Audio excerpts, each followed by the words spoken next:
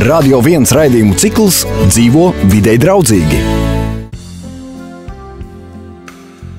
Labdien! Jūsu uzmanībai skan Vides aizsardzības un reģionālās attīstības ministrijas, izmantojot klimata pārmaiņu finanšu instrumentus finansēts raidījums sabiedrības izpratnes attīstīšana par siltumnīca efekta gāzu emisiju samazināšanas nozīmi un iespējām. Šodien mūsu saruna tēma, kas ikdienā Latvijā rada planētas siltumnīca efektu gāzu emisiju, kādi dokumenti un kāda likumdošana regulē šos procesus. Jāteic, ka klimata izmaiņu tēma iespējams ir viens no vissvarīgākajiem un neatliekamajiem vides problēmu jautājumiem. Zemes, gaisa, ūdens un sauszemes sistēmas vienmēr ir pastāvējušas dinamiskā līdzsvarā. Klimata pētījumi pagātnē rāda, ka arī tad ir bijuši mainīgi globālās sasilšanas un globāla augstuma periodi. Klimata pārmaiņas bijušas gan straujākas, gan lēnākas, taču vienmēr saistītas ar dabā notiekošajiem procesiem. Globālo vides aizsardzības problēmu risināšana ir ļoti sarežģīta. Labvēlīgu rezultātu sasniegšanai nepieciešama koordinēta rīcība starp visām pasaules valstīm. Veiksmīgi realizētas globālās vides politikas rezultātus varēs novērot tikai pēc 50 līdz 100 gadiem. Latvijā siltumnīcas efektu izraisošo gāzu emisija ir viena no mazākajām Eiropā. Emisijas ekvivalents uz vienu iedzīvotāju ir neliels. Galvenais uzdevums šajā jomā ir nodrošināt, lai valsts ekonomiskās attīstības gaitā siltumnīcas efektu izraisošo gāzu emisijas tiktu ierobežotas, veicot siltumnīcas efektu izraisošo gāzu emisiju samazināšanu, uzlabojot tehnoloģijas, enerģētiku, transportu, rūpniecību, kā arī siltumnīcas efektu izraisošo gāzu piesaistes palielināšana, pietiekoši lielas biomasas uzturēšana. Latvija uzņēmusies pildīt starptautiskās saistības globālo klimata pārmaiņu novēršanai, parakstot ANO vispārīgo konvenciju par klimata pārmaiņām 92. gadā Rio de Janeiro un ratificējot to Latvijas Republikas Saeimā 95. gadā. Šīs konvencijas ietvaros 97. gada nogalē tika pieņemts Kyoto protokols, nosakot konkrētus pasākumus katrai dalību valstī.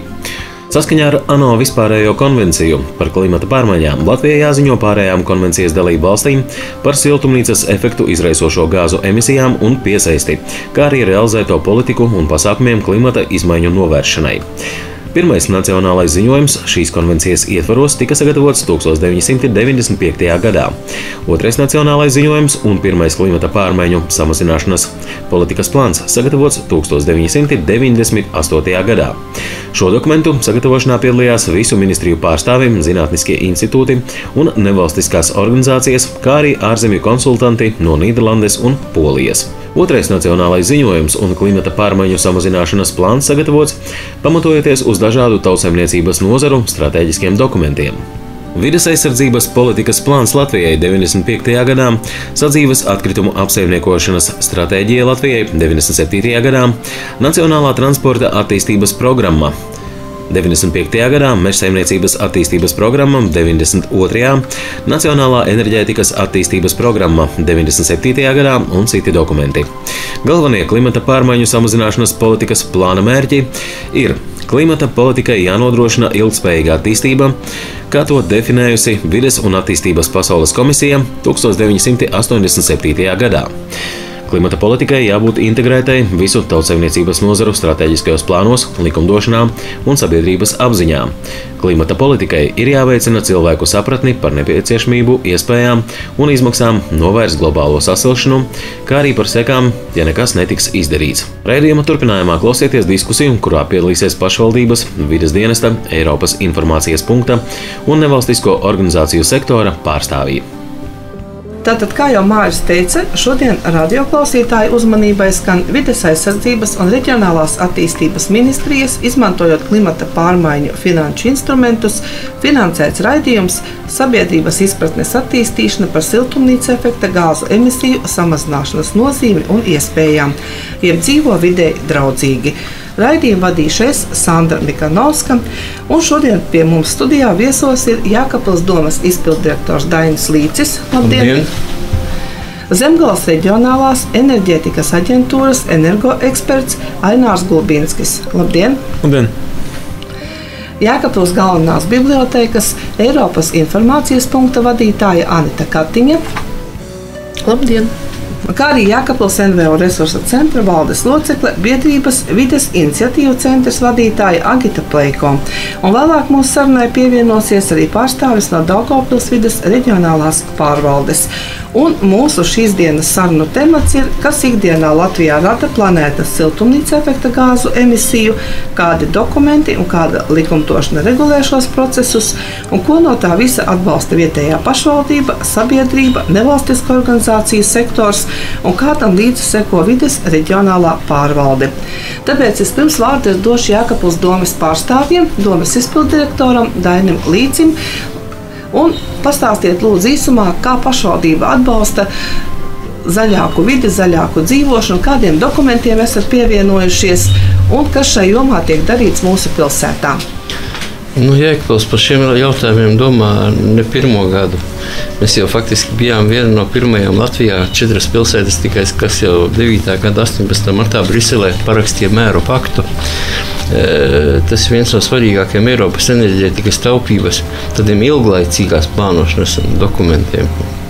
Viņš sastāv no 3 cipariem. Mērķi ir 20, 20, 20. Tas nozīmē, ka līdz 20. gadam Eiropas Savienībā un mums Jēkabpilī esam parakstījuši to, ir jāpanāk, ka par 20% samazinās siltumnīca efekta izraisošo gāzu izmeši, par 20% jāpalielina atjaunojamo energoresursu, tātad vietējo, pamatā pie mums tas ir koks, šķelda un pārējais īpatsvars, un par 20% jāpaukstina energoefektivitāte. Tas ir gan jāsiltina mājas, gan jāuzlabo siltumvadu caurules, gan jāizdara pārējie darbi. Pagaidām izskatās, ka mēs šos ciparus stabili varēsim izpildīt. Mēs jau, ja tā var teikt, ejam pat nedaudz grafikam pa priekšu. No Latvijas lielajām pilsētām pagaidām, kamēr Jelgava vēl nav atvērusi savu lielo koģenerāciju, faktiski esam tā, kas visvairāk izmanto vietējo kurināmo šķeldu, koka skaidas un tam līdzīgi. Un līdz ar to domājam, ka nebūs problēma šī mēru pakta nodrošināšanā.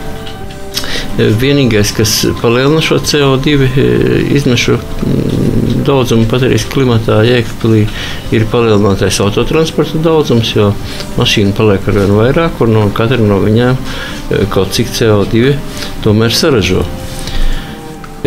Lai ietaupītu šos energoresursus, ir svarīgi saprast, cik tos reāli patērē. Un kāds ir starta plāns, un Latvijā patreiz ir tikai 3 pilsētas - Jelgava, Rīga un Jēkabpils, kam ir izstrādāti ilglaicīgas attīstības enerģētikas plāni. Kā redzat, viņš ir no 10. līdz 20. gadam, veseliem 10 gadiem bija. Ja? Šis plāns tika pieņemts Jēkabpils pilsētas pašvaldības domes sēdē 2010. gada 10. novembrī, un tas arī plāns, kuru detalizēti pēc tabulām, analizējot katru mikrorajonu, katrus patēriņus, skatāmies, kā rīkoties, kurā vietā ko varētu mazināt, kuras siltumtrases būtu pirmās jāatjauno, kur būtu dodami kaut kādi ietaupījumi. Un tas ir tāds plāns uz vietas, pēc kura strādājot. Mēs arī cenšamies panākt gan šo mēru pakta noteiktos rezultātus, gan pats galvenais - samazināt fosilā kurināmā daudzumu Jēkabpilī un samazināt šo CO2 skaitu. Un galvenais jau ir, lai iedzīvotājiem būtu vērtākas visas šīs lietas.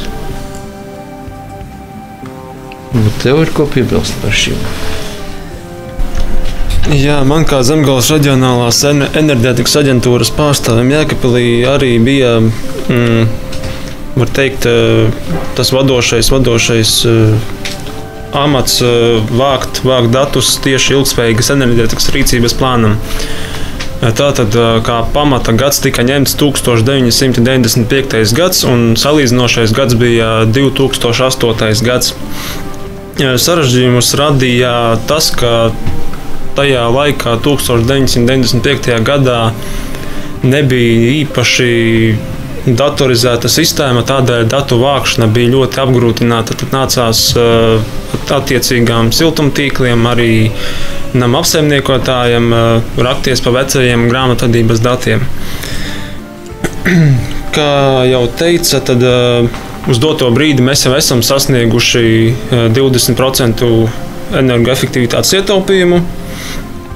Tas ir tādēļ, ka agrākajos laikos kā kurināmais tika lielākoties izmantots fosilais kurināmais, tas bija mazuts.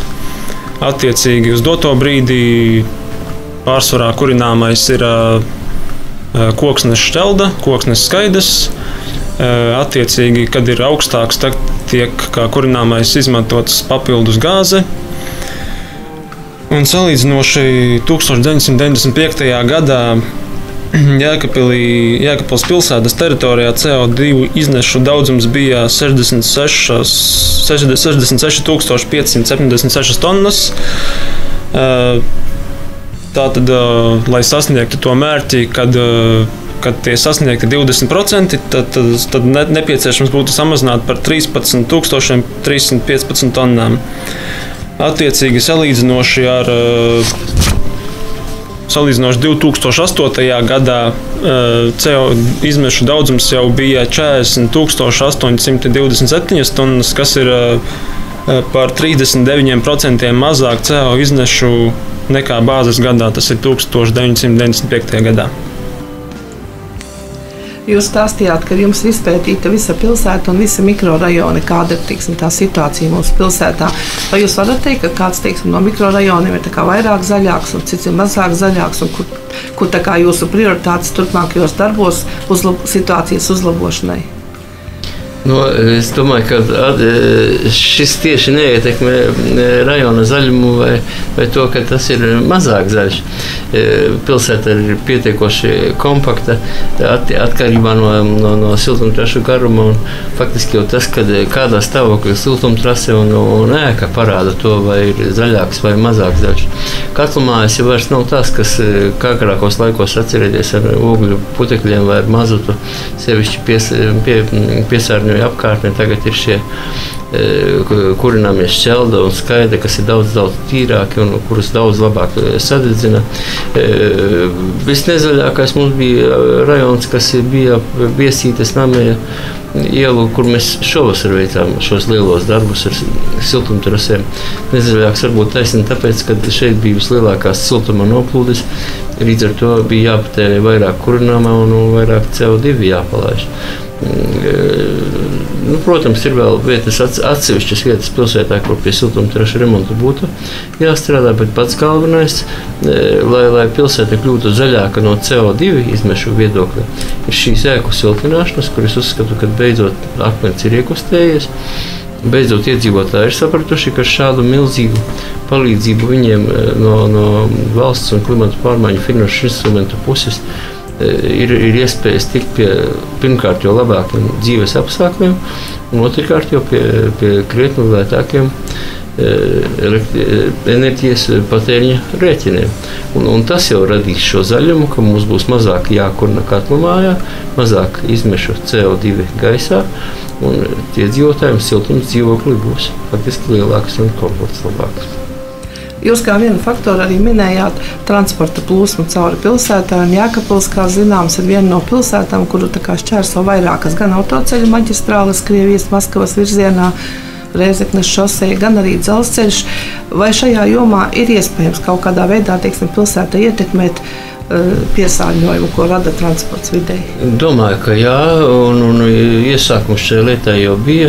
Mēs jau bijām startējuši, ja atcerieties, uz Neredas ielas rekonstrukcijas projektu. Šeit, diemžēl, pamainījās tie tehniskie noteikumi. Mums sanāca par daudz lielākas šīs attiecināmās izmaksas projektā. Mēs negribējām startēt ar tik lielu daļu, kā tas bija.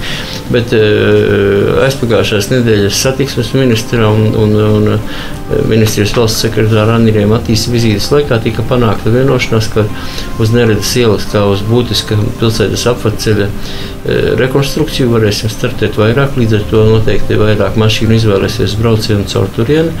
Nākošais, kas ir, mēs jau esam skiču stādijā ir gatavs šis savienošais posms, kas ir Jaunjelgavas Jēkabpils ceļam ar Neretas virzienu, kur mašīnām, kas brauc tranzītā, nebūs jābrauc garām ģimnāzijā vai slimnīcā, bet viņi varēs apbraukt cauri tā saucamajai Dolomīta teritorijai. Es domāju, ka tas ir arī būtiski tikai gada jautājums, kad mēs viņu Šķembu stadijā nodosim. Tas ir lietas, kas būtiski samazinās šo CO2 izmešu skaitu. Jēkabpils domes mājaslapa ir viena no tām retajām Latvijā, kurā ir viena no sadaļām, kas saucās Zaļais placis, tātad veltīta vides jautājumiem. Vai īsumā varat pastāstīt par šo sadaļu? Nu jā, Zaļais placis bija uzsākts tajā laikā, kad Jēkabpils pašvaldības komunāla uzņēmuma kombināts, Jēkabpils pašvaldība piedarošais komunāla uzņēmuma kombināts vairāk sadarbojas Latvijas zaļo punktu. Tika izveidots atkrituma apsaimniekošanai veltītā informatīvā sadaļa. Ir atsevišķas vietas, ko izdevās mums ar viņiem izdarīt, mazliet vairāk pastrādāt pie atkritumu šķirošanas, bet šeit faktiski šis Zaļais placis un sadarbība ar zaļo punktu pat mazāk deva kā vietējā NVO darbība pagājušajā ziemā, kad mūsu NVO aktīvisti, konkrēti arī Pleko kundze kopā ar savu komandu dažādā veidā izglītoja cilvēkus, kā samazināt izmetamu atkritumu daudzumu, kā viņus vairāk sašķirot, kādā veidā sistematizēt šo darbu. Un šeit faktiski vairāk mēs patreiz strādājam ar mūsu NVO. Sarunai pievienojas Valsts vides dienesta Daugavpils reģionālās vides pārvaldes atļauju daļas vecākā eksperte Svetlana Dembovska. Labdien! Labdien! Un kā jau mēs šodien raidījumā runājam, tad mūsu temats ir, kas ikdienā Latvijā rada planētas siltumnīca efekta gāzu emisiju, un kādi dokumenti un kāda likumdošana regulē šos procesus, un kā tas tīri ikdienā izpaužas tepat Latvijā, tepat Jēkabpilī, Jēkabpils reģionā, kas ir tās lietas, kas rada šo gāzu emisiju, un varbūt kādi ir tie dokumenti, uz kuriem tad mums būtu kas būtu jāņem vērā un uz kuriem būtu jārēģē. Principā mēs visi zinām, ka cilvēks ietekmē mūsu dabu un rada to antropogēnu ietekmi uz visu klimatu.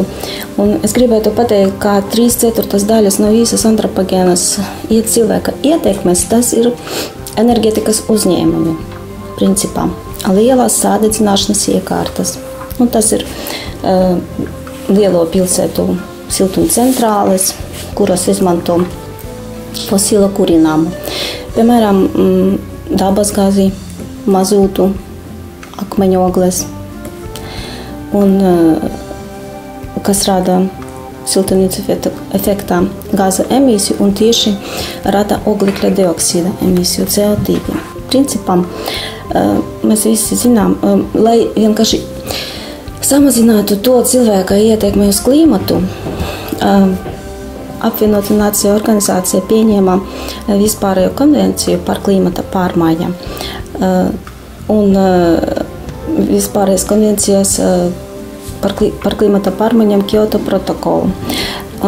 Šis Kyoto protokols Latvijā tika ratificēts 2002. gadā. Un 2005. gada Latvijā tika uzsākta emisijas kvotu tirdzniecības sistēma.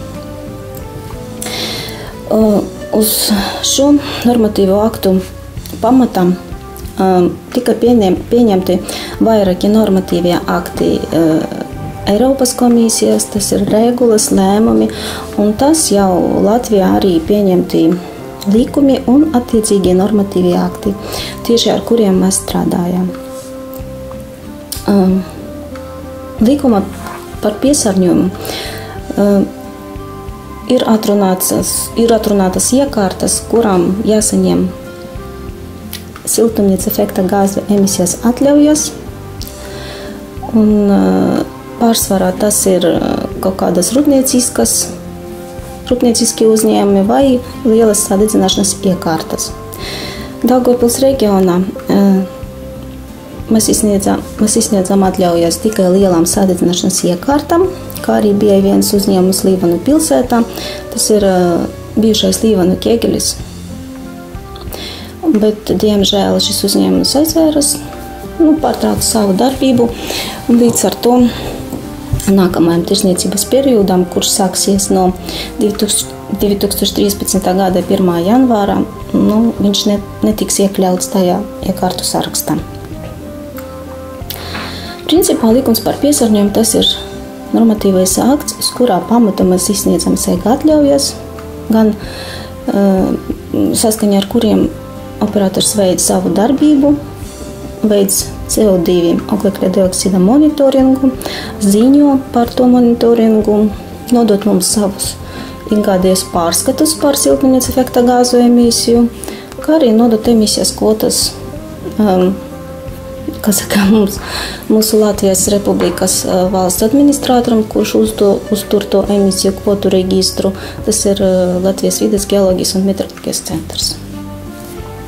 Tā principā tas ievāc uz kādiem pamatiem mēs izsniedzam tas atļaujas. Ja es pareizi sapratu, tad atļaujas saņemt tie uzņēmumi, kas rada šo piesārņojumu. Bet kas notiek ar transportu, jo transports Latvijā nav pārāk zaļš.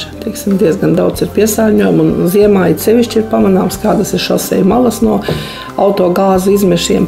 Vai šajā jomā ir kaut kādi noteikumi, likumi, kas to regulē? Mēs principā visas atļaujas izsniedzām stacionāram tehnoloģiskam iekārtām. Agrāk kādreiz mēs veicām arī transporta kontroli par tiem izmešiem, bet pašlaik tas nenotiek. Bet transporta kustība vienmēr tiek ņemtā vērā, kad mēs veicam gaisa kvalitātes modelēšanu. Piemēram, lielā pilsēta, kad mēs gribam novērtēt kāda uzņēmuma ietekmi uz gaisa kvalitāti, mēs it kā saskaņā ar normatīviem aktiem liekam uzņēmumu veikt to modelēšanu, un tajā modelēšana jau iekļauti fona dati, kuros savukārt ir iekļauta transporta kustība arī. Un sakiet, kā ikdienā vienkāršais cilvēks savā mājsaimniecībā, ikdienas darbībā varētu, mazināt ietekmi uz klimatu? Kas ir tās darbības, ko mēs parastie cilvēki varbūt grēkojam, radot šīs klimata izmaiņas kaut vai pa nelielam pilienam gadu no gada? Pirmkārt, es atkal atgriezīšos pie sadedzināšanas iekārtām, jo tas ir pārsvara ziemā, kad sākas apkuras sezonas, ļoti daudz cilvēku, kuri nav ar tiem fosiliem kurināmiem. Un parasti privāts sektors tas ir akmeņogles. No akmeņogļu izdalās ļoti daudz vispār kaitīgo vielu, gan putekļu, gan sera dioksīdu, gan CO2 oglekļa dioksīdu un visu pārējo. Līdz ar to, lai vismaz samazinātu kaut kādu, lai samazinātu tos izmešus, es domāju, ka mēs visi tā domājam, ka mazam katlumā, mazam apkures katlim jāpāriet uz to biomasu, uz koksnes kurināmu. Tas gan samazinās tie izmeši, gan vienkārši mēs atkal sāksim izmantot atjaunojamus energoresursus. Un vēl var pateikt par to, par saldēšanas, piemēram, iekārtu. Uzņēmums dažreiz ir tie kondicionieri arī, kuras izmantotās tās vielas florētas siltumnīcas gāzes, bet tur vajag vienkārši kontroli, lai nebūtu nekāda noplūdi, lai vienkārši šīs iekārtas tiktu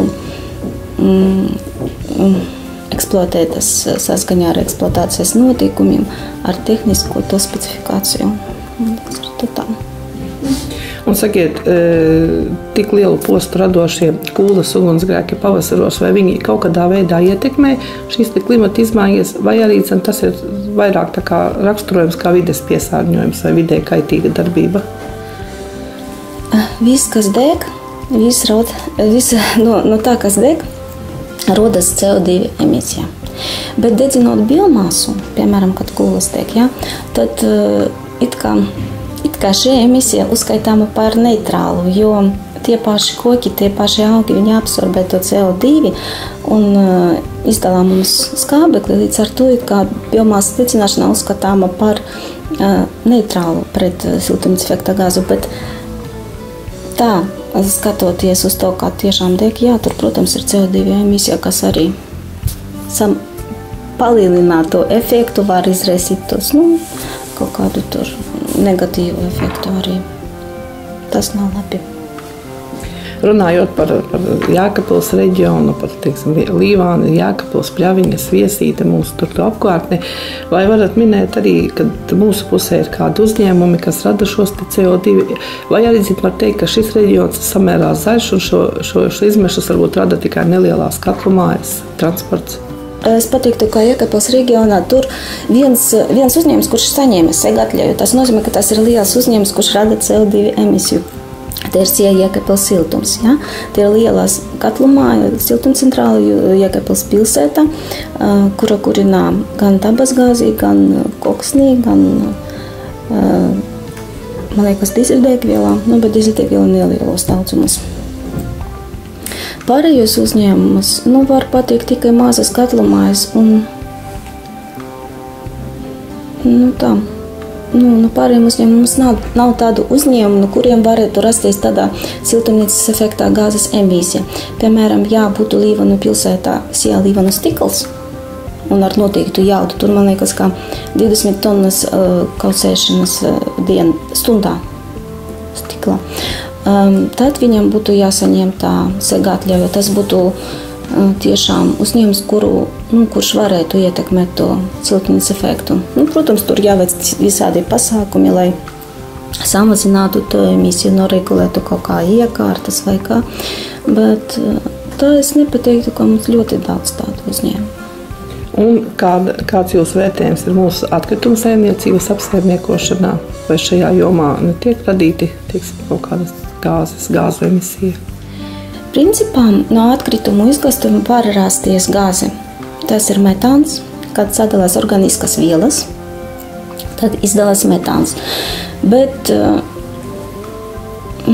pagaidām mūsu reģionā it kā nav tādu, kā novērojumu varbūt. Bet principā tā potenciāli, no atkritumu izgāstuma var rasties metāns, kas arī ir uzskatāms par siltumnīcas efekta gāzi. Vēl tiek runāts, ka siltumnīcas efektu rada arī lauksaimnieciskā ražošana, ir lielas, lielopu fermas, es saprotu, Izelpā vai Atraugā vai kā tām govīm, pat es esmu lasījusi. Vai tas ir tikai mīts, vai tas tā ir, ka tiek radīts kaut kas? Tad tā ir tiešām no lauksaimniecības lielām fermām. Varbūt es pateiktu vairāk no cuku fermām. Var izdalīties arī metāns. No visas darbības, no lopiem, no visās darbības arī. Un kas arī, kā es pateicu, uzskatāms par siltumnīcas efekta gāzi. Man liekas, ka Eiropa varbūt kaut kur jau uzsāktā tā gāzes izmantošana, varbūt no atkrituma izgāstuma metāna, no lauksaimniecības kaut kādam tur uzņēmumiem. Metāns taču var sadedzināt, ir kā sastāvdaļa dabas gāzes, un līdz ar to tu var izmantot kā kurināmu. Vēl jau vairāk, ja, piemēram, izstrādāt elektroenerģiju. Paldies! Tad, kad cilvēks vēlas kaut ko uzzināt, kad viņš vēlas saņemt informāciju, tad viena no pirmajām iestādēm, uz kuriem mēs dodamies, tā ir bibliotēka. Un tāpēc es gribētu pajautāt Anetai, ja cilvēks aiziet uz bibliotēku vai uz Eiropas informācijas punktu, ko par šiem jautājumiem var piedāvāt, gan punkts, gan bibliotēka? Es esmu atnākusi uz šejieni ar 2 kaudzītēm, grāmatiņas sadalījusi 2 kaudzītēs, paņēmusi līdzi tādas, ko vairāk mūsu lasītāji varbūt par ko interesējās, ko jautā. Varbūt es sākšu ar to, kas vairāk nāk pie mums. Protams, ka diezgan maz ir iedzīvotāji, kas tā ļoti ieinteresējušies, nāk kaut ko lasa. Jā, varbūt viņi lasa laikrakstos, kas mums ir pieejami, žurnālos, tur vides vēstīs, bet grāmatas vairāk izmanto skolēni, kad raksta savu zinātniski pētnieciskos darbus, kad raksta citus dažādus darbiņus. Un arī vietējo augstskolas filiāļu studenti, agrobiznesas koledžas audzēkņi. Pati pirmā grāmata, ko esmu atnesusi, tā ir Steigana nākotne sākas šodien, kas varētu gandrīz vai būt mūsu tikšanās moto. Lūk, tad vēl ir grāmatas diskusijas. Tā skaitā šeit arī diskusijas par tepat Eiropā saistībā arī ar vides aizsardzību. Gūst ledus polos, atkāpjas ledāji, ceļas jūras līmenis, ekstremāli laika apstākļi, samazinās bioloģiskā dažādība. Lūk, par tādiem jautājumiem arī pie mums nāk un interesējas studenti. Par ilgspējīgu attīstību, vide un ilgspējīga attīstība. Tās ir tās grāmatas, ko vairāk pie mums jautā vide un ekonomika. Arī augstskolās tiek mācīta vides aizsardzība, un lūk, te ir vides izglītība augstskolā, tāda grāmata. Vēl te ir samaziniet klimata izmaiņas, lietojiet koksni. Kvalitatīva vide. Kāds ir Eiropas Savienības ieguldījums šajā jomā? Ja runājam par Eiropas Savienības informācijas punktu, tad to jautājumu skaitā, par ko interesējas augstskolu studenti, tur ir vairāk jautājumu par vides tiesībām, par Eiropas tiesībām kā tādām, un tā skaitā arī par vides tiesībām. Bet otrajā kaudzītē es esmu salikusi grāmatiņas, kas attiecas tīri uz Eiropas Savienības informācijas punktu, un šeit arī ir saturā par vides aizsardzību. Es viņas esmu paņēmusi līdzi, un es gribētu piedāvāt arī jums, jo šos bukletus, pateicoties ārlietu ministrijai, mēs saņemam par brīvu, un tie mums ir izlikti arī ņemšanai līdzi lasītājiem mūsu, vai arī vienkārši cilvēkiem, kas ienāk. Ja? Tad Eiropa un tu ieskats Eiropas Savienības sasniegumos. Tās ir grāmatiņas, kas patreiz man bija vēl uz vietas, kas nebija izdalītas. Ilgspējīga nākotne mūsu rokās. Šeit arī ir par dabas aizsardzību. Un lai cilvēks izaugtu, lai viņš jau no mazām dienām saprastu, ka ir jāciena apkārtējā vide, nedrīkst neko piesārņot.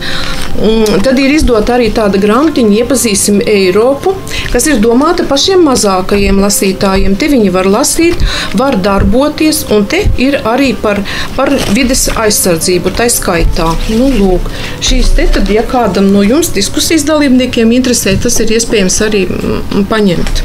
Paldies! Līdzi. Tātad mēs tikko īsumā dzirdējām, ko mēs varam atrast mūsu bibliotēkā, ja mums interesē vides jautājumi. Jā, vēl es atvainojos, ka pārtraucu.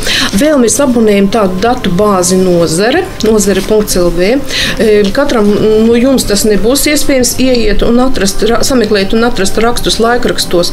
Šajā konkrētajā, brīdī par dabas aizsardzību, par izmešiem. Bet atnākot pie mums, to ir iespējams izdarīt bez maksas, atvērt rakstus, lasīt viņus, nest līdzi sev zibatmiņā vai sūtīt uz e-pastu, ko labprāt arī izmanto mūsu studenti. Tātad bibliotēka piedāvā ne tikai papīra formātā informāciju, bet arī digitālā veidā, internetā un izdrukas materiālos un visādos citādos informācijas nesējos. Tieši ikdienā visvairāk ar cilvēkiem sadarbojas nevalstiskās organizācijas, to vadītāji, pārstāvi, organizējot dažādus pasākumus, rīkojot, īstenojot dažādus projektus, jo tieši nevalstisko organizāciju uzdevums ir runāt ar sabiedrību. Un kopā ar mums šodien diskusijā ir Agita Pleiko, kas pārstāv šo jomu, un arī viņai es gribētu jautāt, jo viņa ir tieši biedrības vides iniciatīvu centrs vadītāja, pastāstīt par to, ko ir paveikusi viņa šajā jomā, viņas organizācija, un par aizsāktajiem, projektiem un īstenotiem projektiem Jēkabpilī tieši saistībā ar vides aizsardzību. Jā, labdien vispirms. Man jau liekas, ka runājot par jebkurām Eiropas lietām, tā skaitā par klimata pārmaiņu finanšu instrumentu, ir tā, ka ikdienā cilvēks liekas, Eiropa ir ļoti tālu, mēs esam šeit Jēkabpilī, un tad nevalstiskās organizācijas ir tāds tā kā starposms starp šo Eiropas līmeni un mūsu ikdienas līmeni. Tas, ko nevalstiskās organizācijas cenšas izdarīt, cenšas pārtulkot šīs visas Eiropas regulas, kuras parasti tādās oficiālās sanākšanās skaita oficiālas personas viena pēc otras, kā no grāmatas, bet vienkāršam jēkabpilietim tas maz ko izsaka. Un arī saistībā ar šodienas tematu gribētos teikt, ka ir lietas, ko mēs kā jēkabpilieši katrs ļoti konkrētas lietas, ko mēs varam darīt, lai samazinātu šos izmešus. Paldies, te jau domas izpilddirektors Dainis Līcis atzīmēja, ka pirms gada uzticējās nevalstiskajā organizācijā Vides iniciatīva centrs un deleģēja vides izglītošanu. Es gan gribētu atzīmēt, ka šis bija apmēram gada ietvaru projekts, un tas nekādā gadījumā nevar pretendēt uz ilglaicīgu vides izglītības risinājumu, bet bija lietas, kuras mēs mēģinājām realizēt. Es domāju, arī ļoti labi izdevās, un es domāju, ir arī zinām panākumi šim pilotprojektam. Viens no tādiem varētu būt skaidrošana par to, ka arī atkritumi, kurus mēs ikdienā radām, veicina šās metāna gāzes izdalīšanos atmosfērā.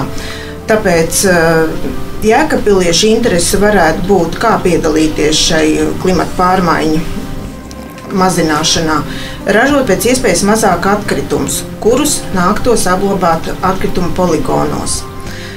Ko mēs šajā jomā varam darīt? Atbilde ir pavisam vienkārša. Mēs varam šķirot, katru dienu šķirot, atdalot papīru, atdalot plastmasu, atdalot stiklu un arī metālu, ja tāds ir.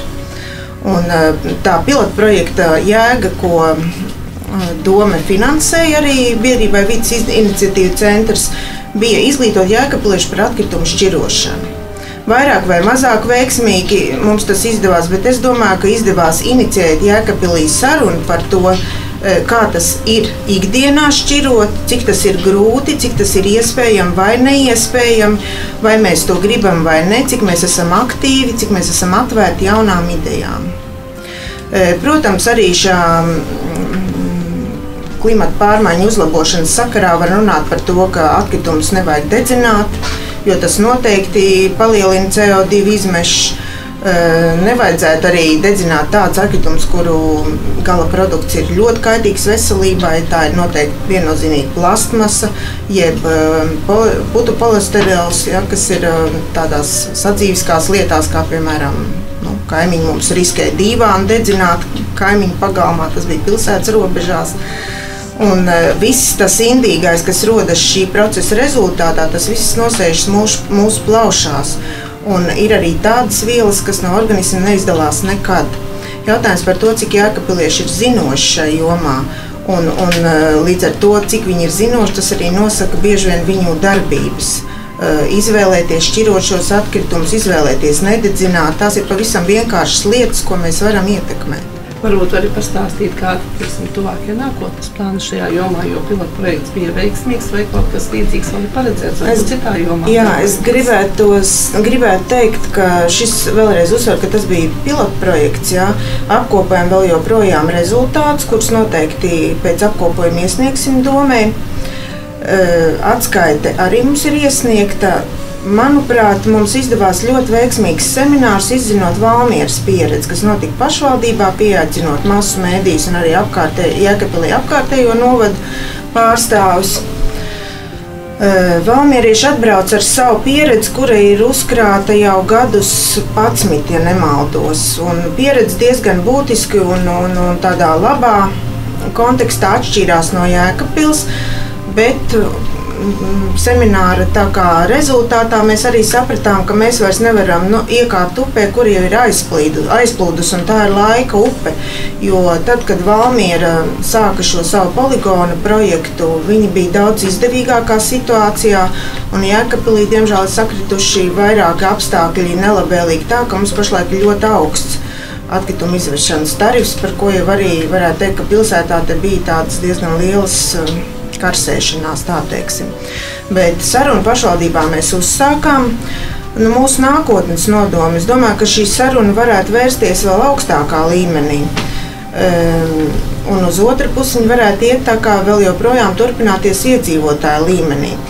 Bet nav tik viennozīmīgi, ka nevalstiska organizācija kaut ko var panākt šodien, rīt, tepat un tūlīt. Ja?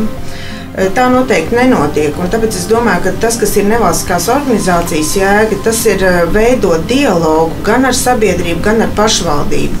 Un šajā kontekstā mēs it kā domājam. Bet ir viens ļoti liels bet, kā mēs visi zinām, Latvija izbrauc, joprojām izbrauc, un arī mūsu aktīvie biedri, diemžēl, daudz ir ārzemēs. Un tāpēc organizācijas darbība uz šo brīdi ir pieklususi. Es domāju, ka tas tā nebūs mūžīgi. Pat es esmu vairāk tā kā Jēkabpils NVO resursu centra vadībā, un tas paņem ļoti daudz manu laiku un resursu. Tāpēc patreiz vidas iniciatīva centrs ir tādās tā kā pārmaiņu priekšnojautās, bet domājam, ka darbosimies tālāk. Ja par vidas izglītošanu es vēlreiz atkārtoju, tas noteikti nevar būt ilgtermiņa risinājums, ka to dara nevalstiskās organizācijas. Mēs arī pašvaldībā ierosinājām, ka acīm redzot ir jādomā par to, ka atkrituma apsaimniekotājs, kas Jēkabpilī ir Jēkabpils pakalpojumi, nodrošina šo sadaļu. Tas varētu būt vai nu esošo darbinieku deleģējums, ja, ka viņi domā, kā izglītot jēkabpiliešu vidas jomā, jo tas ir jādara. Nevar būt tā, ka zināšanas atnāks pašas, un redzam arī biblioteka šodien stāstīja ļoti daudzas labas lietas. Varbūt, ja pajautātu studenti, tas ir ļoti labi, ka izmanto, ja, bet cik vienkārši jēkabpilieši pie jums aiziet? Jā, es jau to sacīju, ka ļoti maz. Ļoti maz. Es pieļauju domu, ka varbūt viņi lasa žurnālos, klausās televīzijā. Tās tādas labas cerības, ka viņi gan jau kaut ko arī klausās un kaut ko arī dzird. Bet man liekas, ka Jēkabpils tā doma varētu būt tāda, ka ir jābūt darbiniekam, kas nodarbojas. Un varbūt nevienam varbūt, ka tie ir kaut kādi amata pienākuma apraksti, ja? Bet pašvaldībā tādam darbiniekam ir jābūt. Ja pašvaldība ir noskaņot uz to, ka nevalstiskās organizācijas veic šo funkciju, tad acīm redzot ir jārunā par pakalpojumu pirkšanu no nevalstiskās, un tā ir atkal atsevišķa saruna. Pašlaik, man liekas, viss tā kā ir pieklusis. Domāju, ka mēs varbūt inicijēsim, ja mums izdosies stiprināt savus biedru rindas, es tā atbildētu. Un ko var sacīt pašvaldība, vai ir iespēja, vides jomā kādu speciālistu, vai arī ir pilnīgi pietiekami ar tiem resursiem, kas jums jau ir tieši par sabiedrības izglītošanu? Es domāju, ka ja mēs uzticēsim Jēkabpils pakalpojumu šo funkciju par iedzīvotāju izglītošanu tieši tad mēs drīzāk, mans kā aizpilddirektora viedoklis būtu pirkt šo pakalpojumu no mūsu speciālistiem, kas pagājušā reizē jau pietiekoši labi izglītoja, un pats galvenais, kuri zina Jēkabpils problēmas. Jo ārpakalpojumu pirkšana no rīdziniekiem, no daugavpiliešiem, lai viņi cik gudri būtu, no sākuma vienmēr prasa problēmas izpēti, kas ir vismaz pusgads. Šeit jau cilvēki zina Jēkabpils grūtības, Jēkabpils problēmas. Mēs noteikti nākošā gadā par to padomāsim. Te mūsu šīs dienas diskusijas laikā tika minēts, ka par vides lietām vairāk interesēs tie, kam tas ir tā kā mācību uzdevums vai tiešais darba pienākums. Kā jūs domājat, to es jautāju visiem, var izteikties ik viens, kuram ir ko atbildēt, kāpēc tieši nav sabiedrībai tādas paaugstātas vai vismaz normāla līmeņa intereses par vides jautājumiem? Kāpēc neizdomāt cilvēks iedams pēc laba detektīva, paņemt arī, grāmatu par vidi vai... Es varbūt paturpināšu to savu iepriekšējo tekstu. Uz šīs grāmatiņas arī ir tas mans ļoti mīļais citāts, ja, ka mēs nemantojam zemi no mūsu senčiem, bet gan aizņemamies to no mūsu bērniem. Jautājums, cik jēkabpilieši to ir apzinājušies? Ja, ka tā varētu būt savā ziņā atbildi, ja, ka mēs to neapzināmies, jo lielai daļai sabiedrības joprojām ir viedoklis pēc mums kaut vai ūdens plūdi. Ko jūs varētu sacīt? Es no pilsētas viedokļa arī gribētu piekrist, kad viena daļa cilvēku nesaprot, ka teritorija vai pilsēta vai Latvija tiks atstāta bērniem. Un to piegražošanu, kāda joprojām notiek šīs nelegālajās izgāstuvēs, samazinājusies, gan viņa nedaudz ir, bet kura joprojām notiek, un to postīšanu, kas mums ir kaut vai jaunajos objektos, kādas šorīt apsekojot ielas ir jau ar grafiti aprakstītas un izdauzītas jaunās autobusu pieturas, kas arī faktiski piesārņota vide. Tas stipri liek domāt par to, ka par šīm lietām ir jādomā vairāk atsimedzot jau ģimenē pirmkārt, jo bērnu no sākuma izaudzina ģimene. Jautājums tikai, vai šai ģimenei tajā brīdī svarīgākas ir bijušas citas problēmas. nezinu, dzeršana, narkotikas, bezdarbs.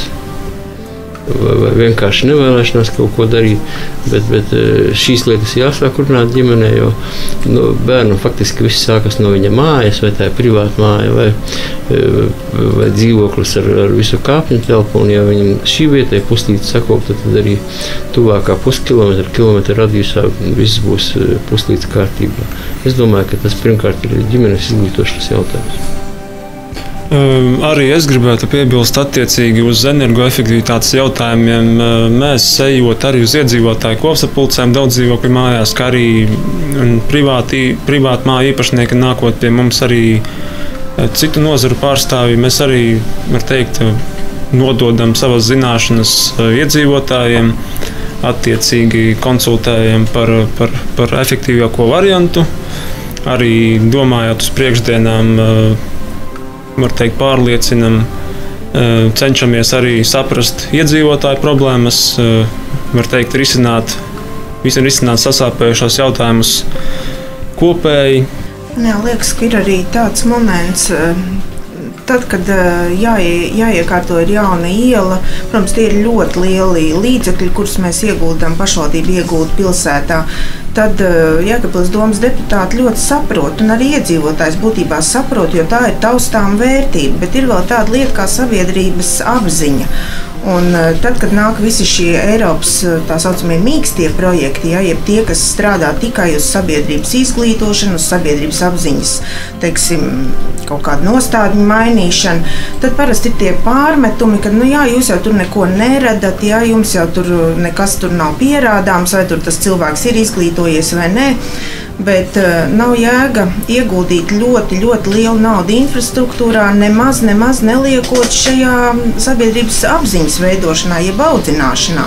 Un tāpēc man gribētos aicināt izprast arī šīs lietas, ka ģimene tas viennozīmīgi ir tā pamatšūniņa, bet ja nebūs arī tās pilsētas kopīgā tā kā sabiedrības izglītošana, par ko jau es runāju, sabiedrības apziņas audzināšana, tad iespējams, ka tās naudas nebūs tā vērts, jo, kā izpilddirektors teica, visas pieturas būs izdauzīts vai aprakstīts. Tāpēc šīs lietas arī vajag tā kā tomēr izlīdzsvarot un saprast. Agnes kundze, pilsētas doma vienmēr ir atvērta šiem projektiem arī pēdējā laikā, un parasti domas līdzfinansējums tajos ir mazs, un mēs ļoti gaidām dažāda veida nevalstiskas organizācijas, kas nāktu mums palīgā šī ziņā. Jā, patīkami, ka nākamgad es saprotu, ka arī ministra prezidents Valds Dombrovskis ir uzstādījums, kad nevalstisko sektoru tieši ārējiem Eiropas līmeņa projektiem ir jāpalielina līdzfinansējums.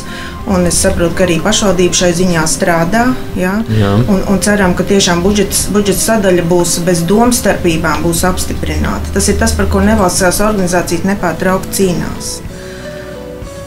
Jā, budžeta projektā mēs esam palielinājuši šo daļu patreiz. Sakiet, ko vienkāršais cilvēks ikdienā varētu darīt, lai dzīvotu vidēji draudzīgāk un mazinātu siltumnīca efekta rašanos virs mūsu zemeslodes? Domāju, katram cilvēkam vajag saprast, ka, lai samazinātu siltumnīcas efektu vispār, ka privāts sektoros cilvēki var izmantot kurināmo biomasu, koksni, šķeldu, zāģi skaidrs, kas arī kas veicina mūsu valsti. Ja? Un akurāti eksploatēt, piemēram, tādas pašas saldēšanas iekārtas, tādas pašas, varbūt transportu, kur kondicionēri arī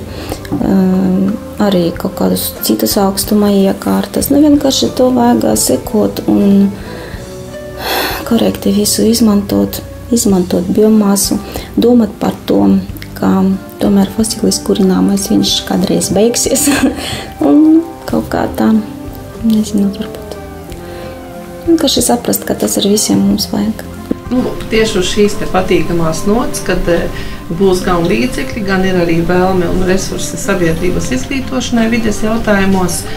Mūsu raidījums arī izskan, un es vēl tikai atgādināšu, ka jūsu uzmanībai bija Vides aizsardzības un reģionālās attīstības ministrijas, izmantojot klimata pārmaiņu finanšu instrumentus, finansēts raidījums sabiedrības izpratnes attīstīšana par siltumnīca efekta gāzu emisiju samazināšanas nozīmi un iespējām, jeb dzīvo videi draudzīgi. Raidījuma izskaņā vēl tikai kā kopsavilkumu minēšu galvenās iespējas CO2 samazināšanai Jēkabpilī.